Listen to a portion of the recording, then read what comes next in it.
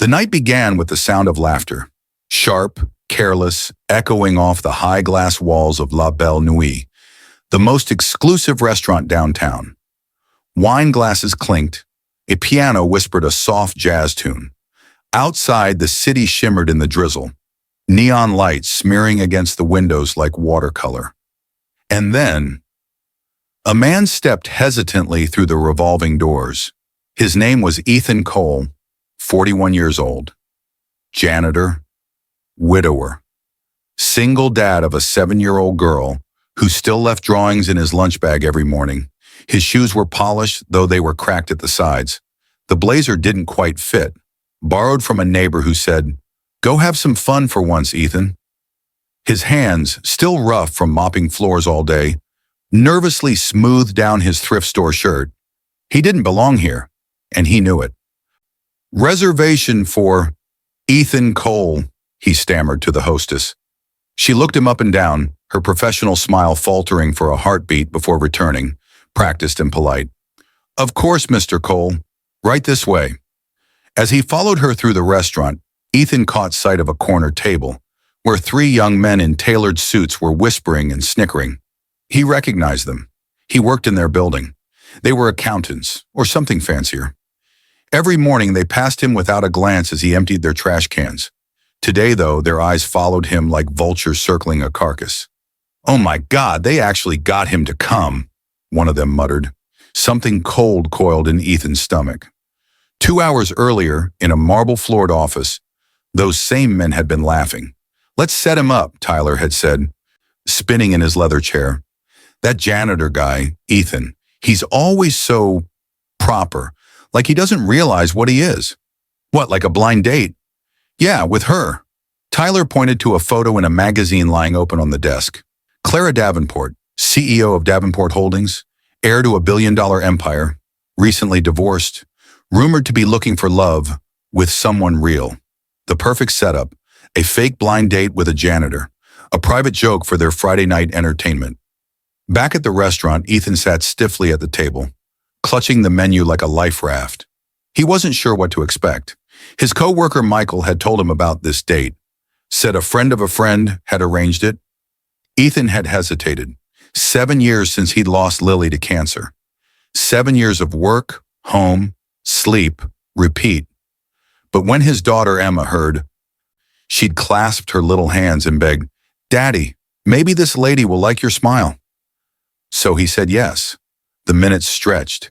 He could feel eyes on him. Waiters moved around him like dancers in a ballet, elegant and fluid. Ethan felt like a stage prop someone had forgotten to remove. And then she walked in.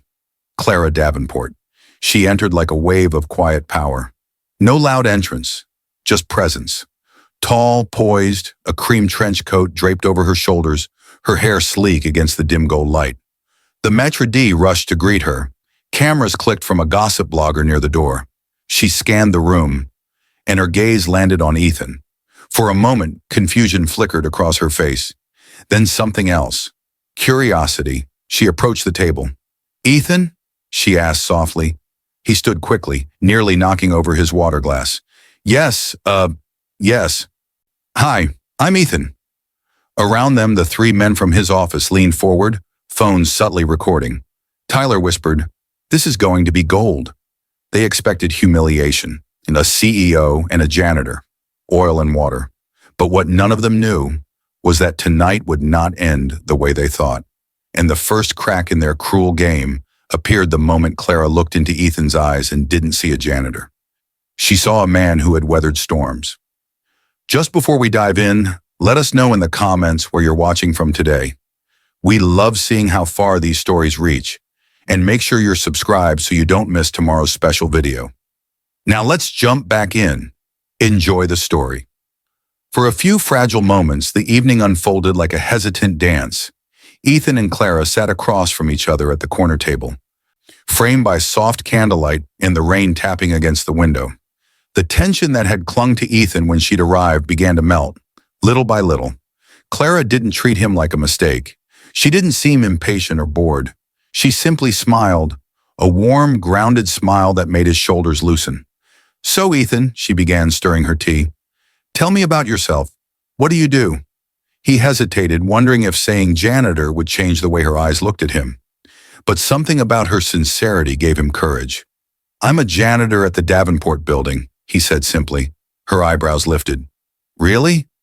"Yeah, I've been there 15 years. Night shifts mostly. It's not glamorous, but it's honest work." Clara nodded slowly, not in judgment, but in quiet respect. Honest work is rare. My father used to say dignity isn't in the job title. It's in how you carry yourself. Ethan smiled. "Sounds like a wise man." She laughed softly, and for a moment, the restaurant, the suits, the hidden cameras, everything faded. Earlier that afternoon, Clara had been sitting in her glass-walled corner office, high above the city. Power, wealth, endless meetings. But behind the sharp lines of her white blazer, there was fatigue in her eyes. A recent divorce had left her life split in two. The public CEO, unbreakable and flawless, and the private Clara, who ate dinner alone and reread old letters from her father.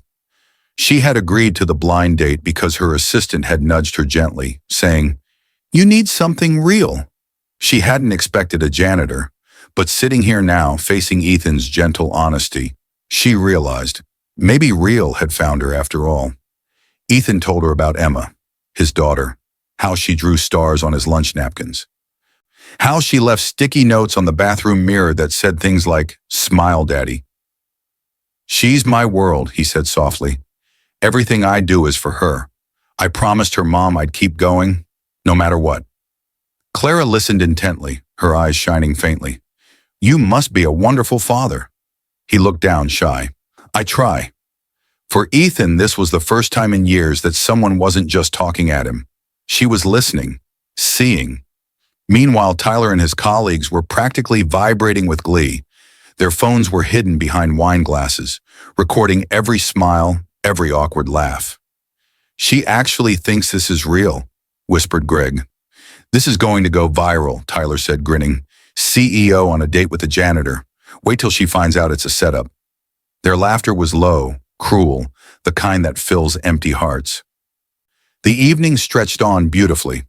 Clara opened up about her father, her loneliness, her desire for simplicity in a world that worships status.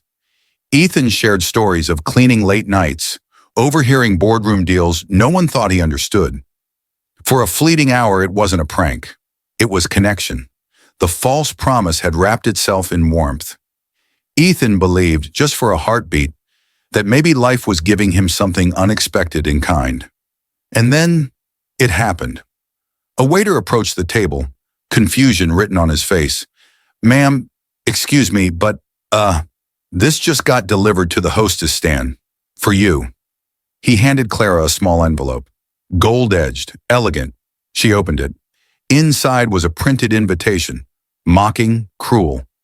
"Congratulations, Clara Davenport.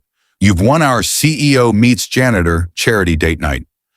Hope you enjoy the show. TG&R." Her face froze. Ethan leaned forward, puzzled. "What is it?" he asked gently. But behind them, the laughter rose.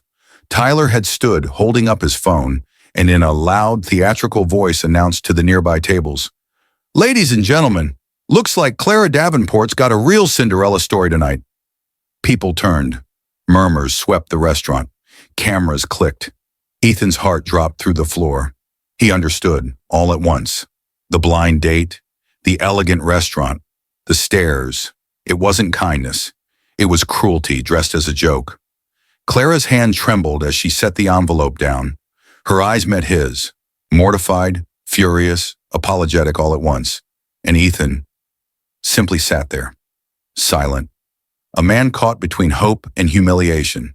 Two broken worlds meet. A child's laughter becomes the bridge. Rain slicked the streets outside La Belle Nuit as Ethan walked briskly through the night, hands jammed into his blazer pockets, the borrowed fabric clinging damply to his skin. He didn't remember leaving the restaurant.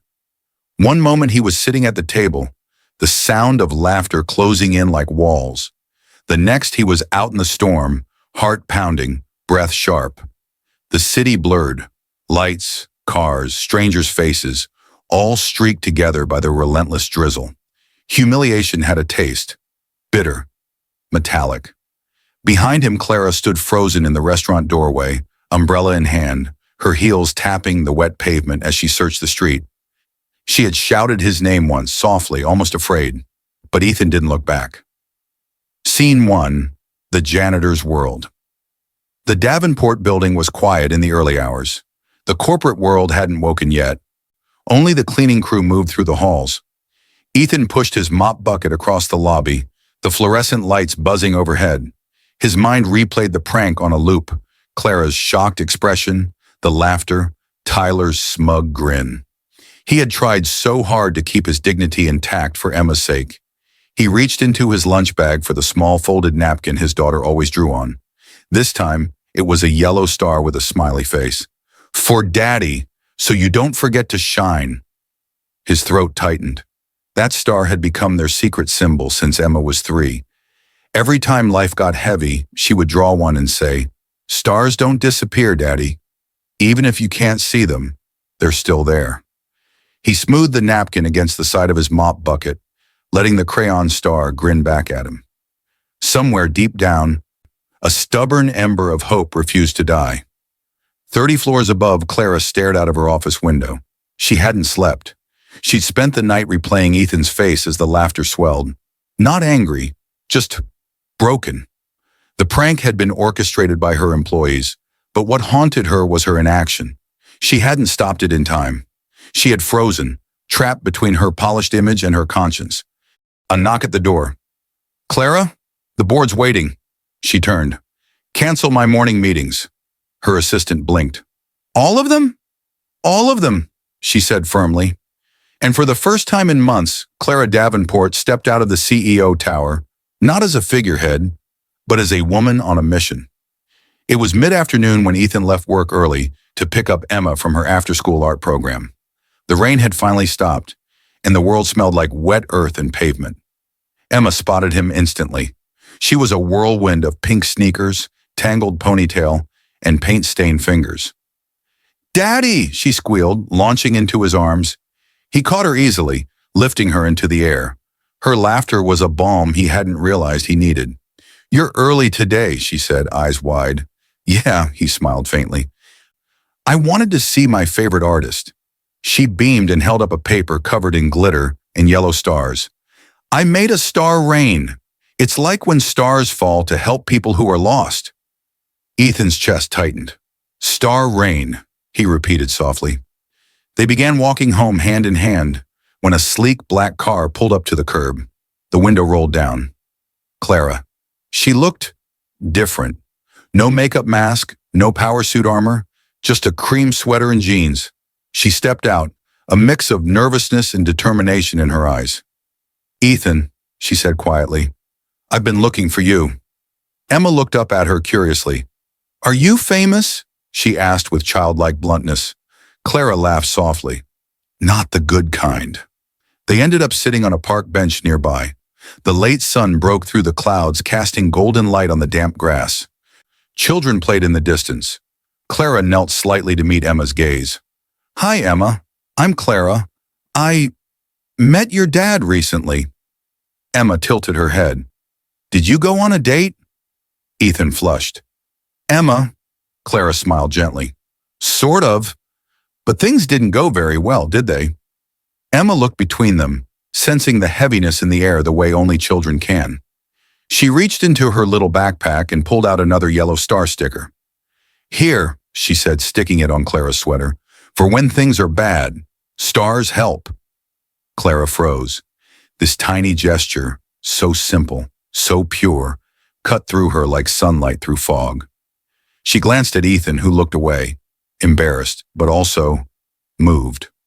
"Thank you," Clara whispered. Clara asked if she could walk with them. Ethan hesitated, but Emma was already chattering excitedly about her artwork, so he agreed. As they strolled through the park, Clara listened, not as a CEO, but as a woman rediscovering the world. She asked Emma about her favorite star shapes. She asked Ethan about his work schedule, about the late nights, about the promise he'd made to his late wife. She didn't offer pity, she offered presence. At a street corner, Emma tripped on a crack. Clara instinctively reached out, steadying her gently. "Careful, star artist," she said softly.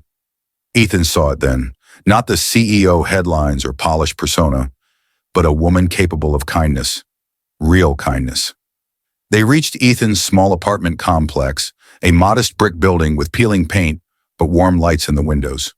Clara hesitated at the gate. "Ethan," she began, voice trembling slightly, "I owe you an apology.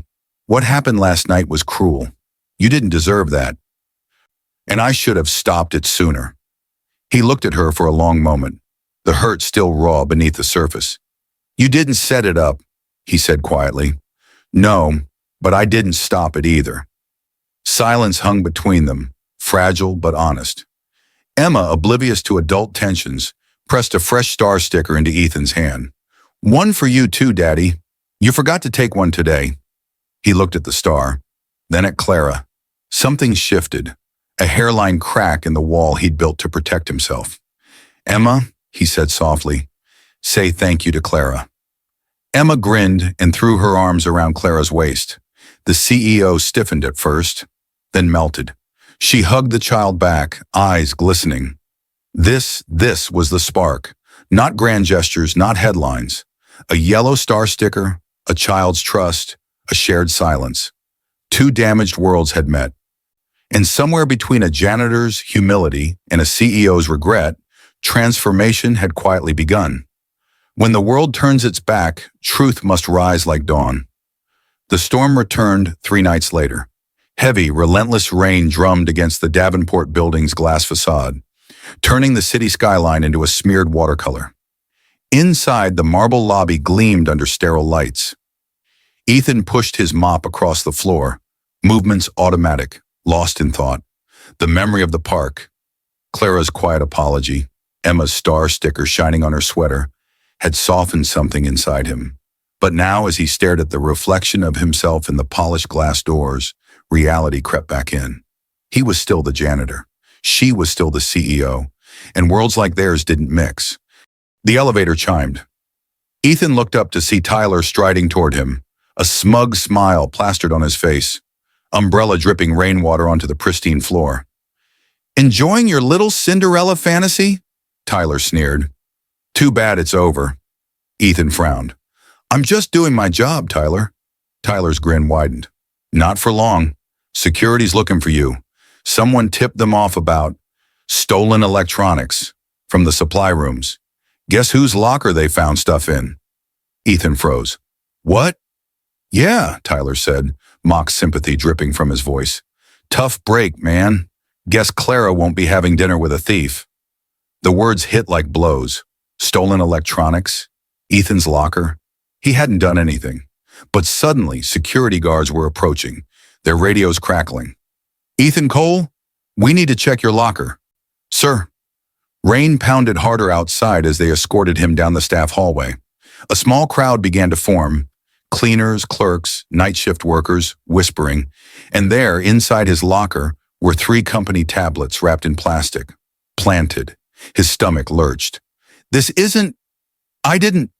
The guard's expression was professional but distant. "Sir, please come with us." In that moment, humiliation flooded him anew. Not a cruel prank this time, but a deliberate attack. And the cruelest part, everyone was watching. Upstairs, Clara sat alone in the boardroom, surrounded by towering glass walls and empty leather chairs. Her father's portrait watched silently from one end of the room. She had been preparing for a quarterly investor call when the head of security walked in. "Ms. Davenport, we've detained a janitor, Ethan Cole. He was caught with company property. We're processing the report now." She felt the words like a physical jolt. "What?" She stood so fast her chair toppled backward. By the time she reached the lobby, Ethan was standing there, soaked, pale, eyes hollow. 2 security guards flanked him. Tyler lingered nearby, pretending to be curious, but his satisfaction gleamed like oil on water. Employees had gathered along the mezzanine balcony, watching from above. The lobby had become a theater of judgment. Clara stepped forward. The air was thick, every sound amplified by the rain hammering the windows. "Stop," she said firmly. Everyone froze. She looked at Ethan. Really looked. His hands were shaking, but his gaze met hers steadily. "I didn't do this," he said softly, not a plea, just a truth. Something inside her snapped into place. She turned to the head of security. "Show me the evidence."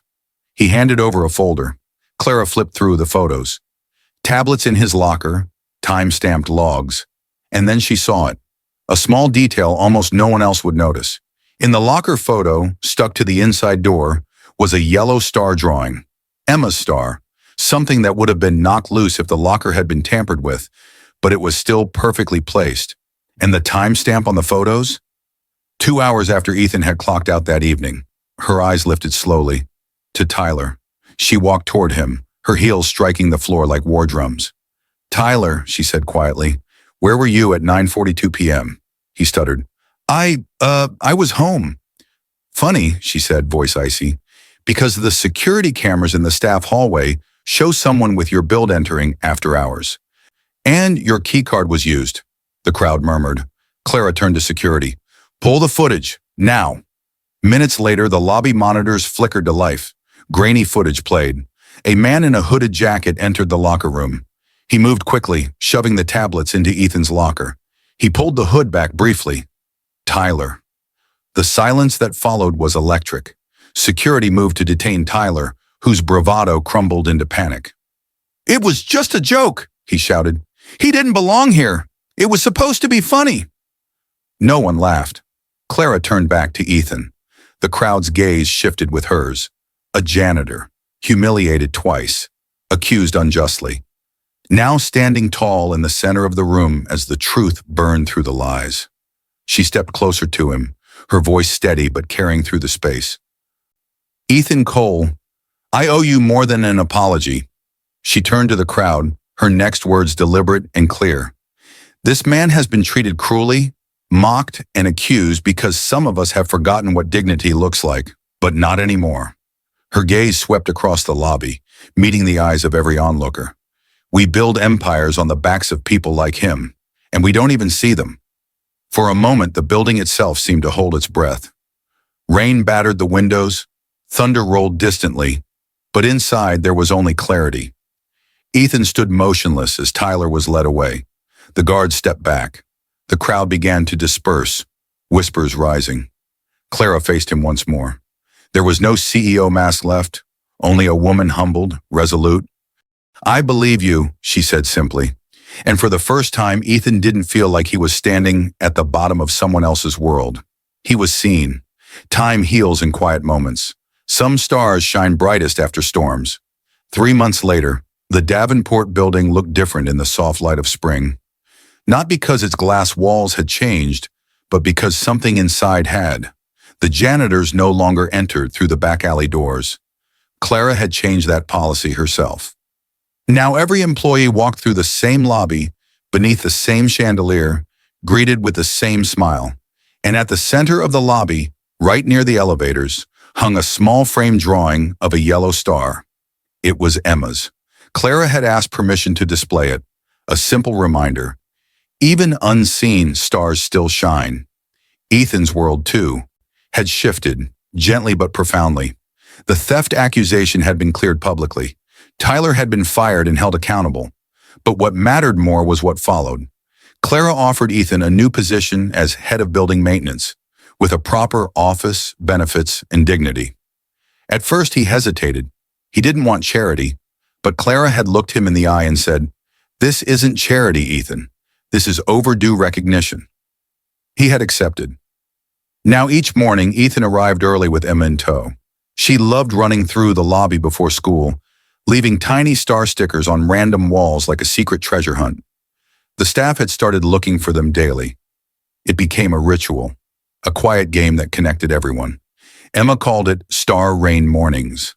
On a warm Friday evening, Clara visited Ethan's small apartment for dinner. It wasn't fancy. Spaghetti, garlic bread, and Emma's slightly lopsided cupcakes. They sat on the small balcony as twilight settled over the city. Emma leaned sleepily against her father's shoulder, a faint smudge of frosting on her cheek. Below, the city pulsed with life. Above, the first stars peeked through the deepening blue sky. Clara exhaled softly. I used to look at this city and only see numbers, board meetings, headlines. But lately, it's different. Ethan glanced at her.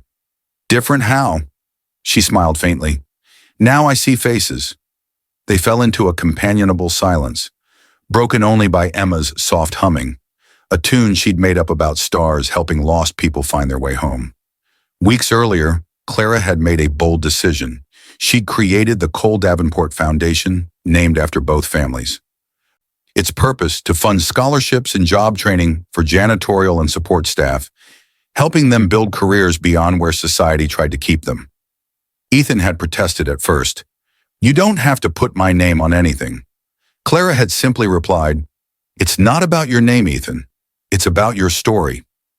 The foundation was already changing lives. A few staff members had enrolled in evening classes. Others received better benefits and recognition. And every week, Emma brought new star drawings for the foundation wall. As night deepened, Clara stood to leave. Emma had fallen asleep in her father's arms, tiny hands still clutching a crayon-drawn star. Clara paused at the door, looking back at them. This humble apartment, this father and daughter wrapped in warmth that no amount of wealth could buy. "Ethan," she said softly, "thank you for letting me be part of this." He shook his head. "You didn't just join our story, Clara. You changed it." Their eyes held a quiet understanding. No promises, no grand declarations, just gratitude, shared between two people who had found unexpected light in each other's worlds. The next morning, sunlight streamed through the lobby windows. Clara arrived early, stepping through the doors just as Ethan and Emma entered. Emma raced ahead, pressing a fresh star sticker to the glass door. She turned back, her grin wide and mischievous. "Daddy, I put it right where everyone can see it." Ethan laughed, the sound warm and unguarded. The same laugh Clara had seen months ago when everything began. People gathered slowly, some pointing to the star, some smiling quietly. It was such a small thing, a child's sticker on glass. But it meant everything. Because in that building, a place once marked by arrogance and unseen labor, kindness had become the new story. Clara looked at the star, then at Ethan and Emma, and as the lobby filled with morning light and gentle chatter, she whispered the words she'd once heard him say. Words that had stuck with her ever since. Stars don't disappear. Even if you can't see them, they're still there. Ethan turned toward her, surprised. She smiled, and for the first time, both their worlds felt like home. If this story moved you, share it. Respect starts with awareness, and it begins with us.